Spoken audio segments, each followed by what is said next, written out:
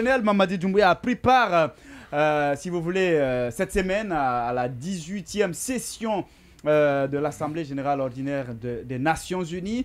Premièrement, est-ce que tu as été surpris de le voir à New York autour, et déjà il était, il faut le préciser, le seul président de transition à être à cette session. Oui. Bon, qu'est-ce que cela vous inspire? Comment vous l'expliquez globalement? Bon, il faut dire que les autres pays en transition aussi ont reçu des invitations, sauf que les présidents de certains pays n'ont pas voulu, n'ont pas daigné donc se présenter. Est-ce que c'est la même information que nous avons? La demande, ça vient des Niger, pays ou ça devient le Niger n'a pas été reçu. Voilà, le Niger, oui, sa délégation était dans la salle, mais n'a pas eu droit à la parole. Voilà, mais le Mali, le Burkina, il y avait des délégations de ces pays qui ont pris part quand même aux travaux. Il faut dire qu'il y avait quand même assez d'enjeux autour de la 78e Assemblée générale des Nations Unies, puisque c'est une assemblée pendant laquelle vous avez tous les dirigeants du monde qui se retrouvent pour pouvoir plancher sur les grands enjeux et les défis que le monde doit relever d'ici 2030. Ouais. Alors, le colonel Mamadi Doumbouya donc, est allé discrètement parce qu'il n'y a pas eu assez de bruit pendant son voyage. Mais une fois là-bas, on a quand même vu un colonel alors qu'il devait prendre la parole, donc sur la tribune, on a vu un colonel qui est apparu en blanc. Et vous savez que le blanc quand même a des significations. Le blanc généralement c'est la paix, le blanc c'est le pouvoir, le blanc c'est la sincérité. Et le colonel donc a pris la parole parce que sa parole était très attendue. Alors il a tenu un discours de vérité, un discours panafricaniste comme certains peuvent le dire. Et il a d'abord justifié pourquoi est-ce que le coup d'État du 5 septembre est intervenu. Et c'est là il a lancé la pierre, si vous voulez, dans le jardin de la communauté internationale, puisque, comme vous le savez, la communauté internationale généralement appelle donc les juntes pour le retour très rapide à l'ordre constitutionnel. Mais dans son discours, le colonel dit que lui-même il a reconnu qu'il est putschiste, mais il n'est pas... Oui, il a reconnu qu'il est faux putschiste. Hein, non, il l'a reconnu dans son discours. Il dit les vrais putschistes, ce sont ceux qui... Oui, il a reconnu d'abord qu'il est putschiste. Mais sauf que le colonel dit que ce ne sont pas seulement des militaires qui font irruption sur la scène politique pour pouvoir s'emparer du pouvoir, mais il y a des présidents qui tripatouille les constitutions pour pouvoir s'éterniser. Alors, si on s'arrête sur ce pan, s'il vous plaît, laissez-moi finir. D'accord. Mais laissez-moi finir.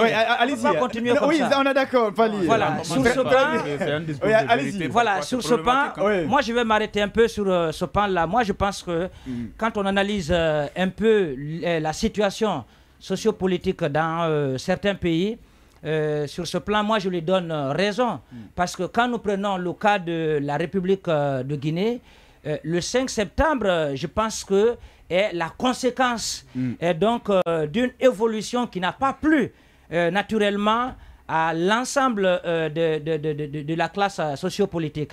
Parce que imaginez-vous, en 2020, M. Alpha Condé était censé organiser les élections. Je pense que si on va pas s'en sortir. On va rester un peu focus. Il y a de la logique dans ce qu'il dit. Oui, mais laissez-moi finir. D'accord. D'accord. Parce que si j'ai dit que je m'arrête d'abord sur ce point. Allez-y. Non, je vais le bien. Le point qu'il a pris, c'est important. Laissez-moi finir, chacun aura la parole. Oui, mais sauf que... Vous ne pourrez pas quand même me mettre dans vos analyses. Bien, d'accord. Alors, on y va. Très bien. Oui, mais c'est quand même important qu'on laisse aussi de circonscrire. D'accord, alors vas-y. Très bien. Non, vas-y, on parle du discours. Voilà, nous parlons du discours. J'ai dit que sur ce plan, moi je suis parfaitement d'accord avec le discours qu'il a tenu. D'accord. Dans la mesure où, prenez le cas guinéen, il y a eu l'événement du 5 septembre, c'est parce qu'il y a eu un troisième mandat. D'accord. Pas forcément. C'est ça, il y a le problème, justement. Oui. Parce que lui, c'est la toute première fois. D'accord. Mais c'est la toute première fois, si M. Alpha que lui-même, il affirme ouvertement. avait accepté de passer la main, si vous voulez, à un autre acteur politique. Est-ce qu'on est assisté à l'événement du 5 septembre? Tu ne peux pas Vous nous prenez garantir. par exemple le cas du Mali. Ouais. Vous prenez le cas du Mali et le colonel, il a très bien signifié dans le discours. C'est généralement dû aussi à la malgouvernance. Ouais. Hein, à la malgouvernance. Prenez le cas du Mali.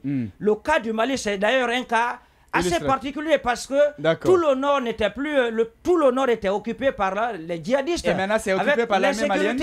Non, je n'en disconviens pas. Mais si ça poussait les militaires, ça n'a pas changé. Si ça poussait des militaires, bien. Quand je pense que c'est un discours d'interpellation des dirigeants, quand vous prenez le pouvoir, je pense que vous mettez la main et vous jurez et donc de respecter les lois, de respecter tel ou tel. Vous devrez le faire. Le cas du Mali, pratiquement, IBK perd son âme, mais l'État avait foutu le camp au nord du Mali. Vous avez vu? C'est ce qui a poussé les militaires, parce que l'armée a quel rôle? Le rôle de l'armée, c'est quoi? Le rôle de l'armée, c'est quoi? C'est la sécurité, d'assurer la sécurité. Donc, ce qui a amené du côté du Mali, ce qui a amené l'armée à prendre le pouvoir. Prenez le cas du Niger, c'est un peu la même chose. Vous prenez le cas du Burkina, c'est aussi l'insécurité. Récemment là, prenez un peu le cas du Gabon.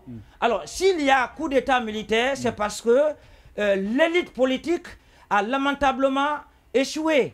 Même si on ne va pas faire l'apologie des coups d'état, parce que moi je suis contre les coups d'état, mais il faut cependant dire que si le continent est plongé aujourd'hui dans des séries de coups d'État, en grande partie, c'est dû à l'élite politique qui catégoriquement refuse l'alternance à la tête du pays. En Guinée, on a vu, après Ahmed Sékou Touré, il est resté au pouvoir jusqu'à sa mort. Prenez le cas de monsieur général Lansana Conté. Ça a été la même chose. Il a dirigé le pays pendant plus de 20 ans avec une main de fer, sans partage.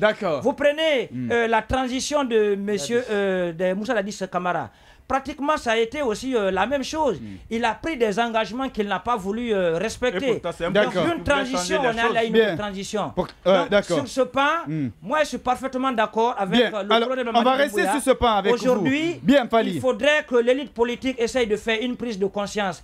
Je pense qu'il ne faut pas tirer nos pays vers le bas, mais il faut chercher à faire enraciner les valeurs démocratiques. Et ce sont eux qui doivent donner l'exemple. Ce sont eux qui doivent donner le bon exemple.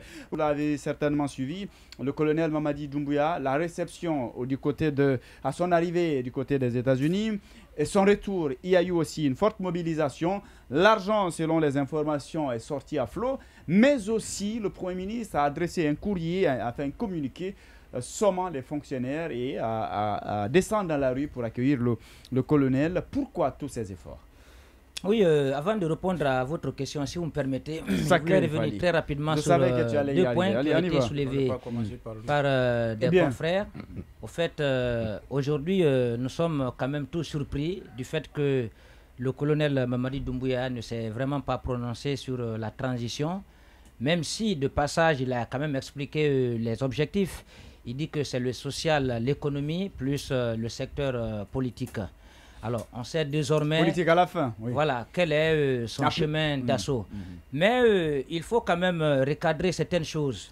Voilà, par rapport notamment, est-ce que le lieu était bien indiqué pour pouvoir parler du cadre de dialogue interguinéen? Est-ce que le lieu était bien indiqué? Parce que avant la conférence, avant l'Assemblée, il y a quand même une thématique centrale sur laquelle tous les pays travaillent pour l'atteinte des ODD, des objectifs de développement durable.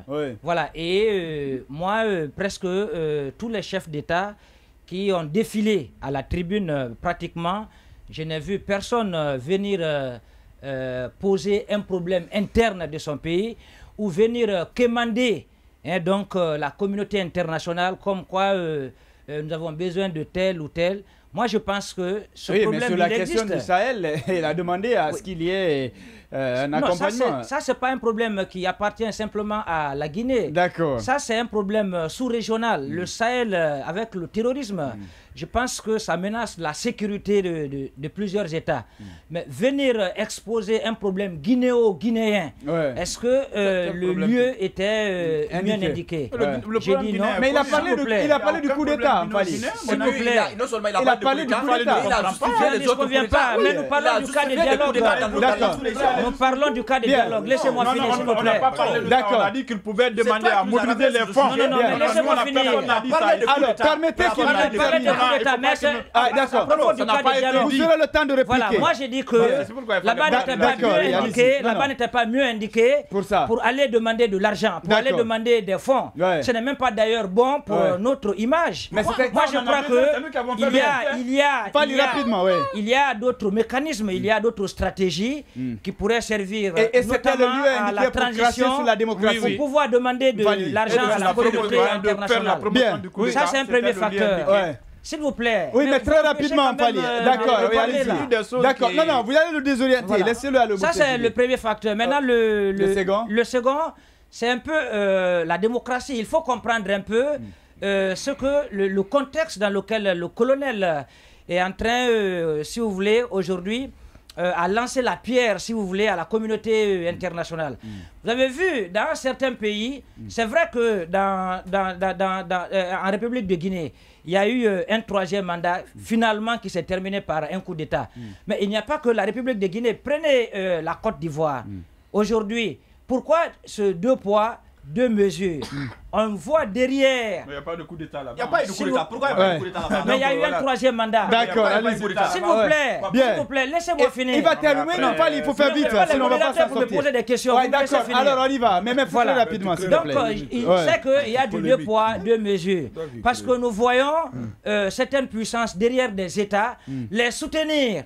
Même au-delà du délai constitutionnel, ce qui est anormal. Ça peut être à l'origine des frustrations, ça peut être à l'origine des crises. Donc aujourd'hui, si vous avez constaté comme le colonel Mamadi Doumbouya, la plupart des dirigeants des transitions de la sous-région, ils ont tous adopté la même posture. Aujourd'hui, ils réclament un nouvel ordre mondial parce qu'il faut sortir de ce carcan, de ce carcan que nous avons connu et qui continue encore à maintenir l'Afrique sur sa même position. Donc ce sont ces mises au point que je voulais faire.